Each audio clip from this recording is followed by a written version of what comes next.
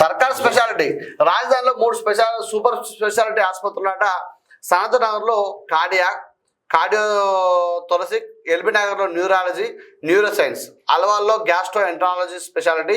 ఒక్కో టీమ్స్ను ఒక్కో స్పెషాలిటీ ఆసుపత్రి తీర్చిదిద్దాలని రాష్ట్ర ప్రభుత్వం నిర్ణయం.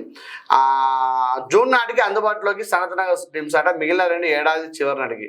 వాస్తవానికి మన చైతన్యపురి అంటే దిల్సునగర్ ప్రాంతంలో కూడా అక్కడ ఒక ఫ్రూట్ మార్కెట్ ఉండేది శ్రీకాంత్ గారు. దాన్ని మొత్తం కూలగొట్టినారు. కొన్ని ఎకరాలు ఉంటుంది పెద్దది. అక్కడ హాస్పిటల్ కడతా ఉన్నారు, పెద్ద ఎత్తున హాస్పిటల్ కడతా ఉన్నారు. అది చెప్పేది అదే ఎలిమినార్ న్యూరాలజీ అన్నారు కదా, అక్కడ చాలా అద్భుతంగా కడతా ఉన్నారు హాస్పిటల్. అంటే ఇప్పటి వరకు కూడా కేసీఆర్ గారు కట్టి అది శంకుస్థాపన కేసీఆర్ గారు చేసిండు, వేరే ఉద్దేశం కాదు మిత్రమా. వాస్తవానికి కూడా తెలంగాణ అంటే ఉమ్మడి ఆంధ్రప్రదేశ్లో కానీ తెలంగాణ వచ్చిన తర్వాత ఏదైనా గొప్ప హాస్పిటల్ నిర్మించిందంటే ఒక పాతది నిమ్స్ అది తప్ప తెలంగాణ ప్రజలు అంటే గాంధీ ఆసుపత్రి ఇప్పుడు పాత పడిపోయింది. మొన్న ఉస్మానియాకు శంకుస్థాపన చేయడం జరిగింది తప్ప ఏ ఒక్క హాస్పిటల్ కూడా కేసీఆర్ కట్టలేదు. వాస్తవానికి కూడా శంకుస్థాపన చేయలేదు. చేసినారా?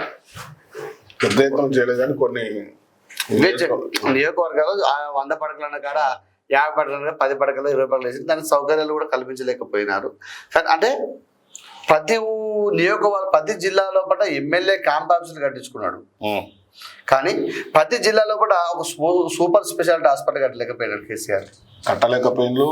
ఈ దరిద్రము విచిత్రం ఏంటంటే ఇప్పుడు అన్ని వేల కోట్లు పెట్టి ప్రతి నియోజకవర్గంలో క్యాంప్ ఆఫీసులు కట్టుకున్నారు. కట్టినప్పుడు మరి ప్రభుత్వం మారినప్పుడు మరి మారిన ఎమ్మెల్యేలు కూడా ఉండాలి కదా. ఉండదు కదా.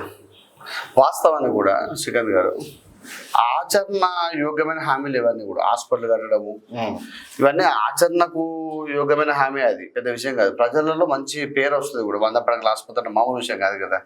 కానీ ఇప్పుడు రాష్ట్రంలో హైదరాబాద్ రాజధానిలో కట్టకపోని హాస్పిటల్, కానీ జిల్లాలో ఇప్పుడు హైదరాబాద్ రాష్ట్రంలో ఎందుకు కట్టకపోయినా అంటే యశోద దగ్గర ఉంటారు కాబట్టి ఇబ్బంది అయితే కట్టకపోవచ్చు. కానీ ప్రతి జిల్లాలో కట్టచ్చు కదా. ఇలా మంచిర్యాల జిల్లాలో కూడా దాదాపు పెద్ద హాస్పిటల్ నిర్మితం అవుతా ఉన్నది. అతిపెద్ద హాస్పిటల్ నిర్మితం అవుతుంది. అది అప్పుడే కట్టేయండి ఇలా ఎంత అద్భుతంగా ఉండేది కదా.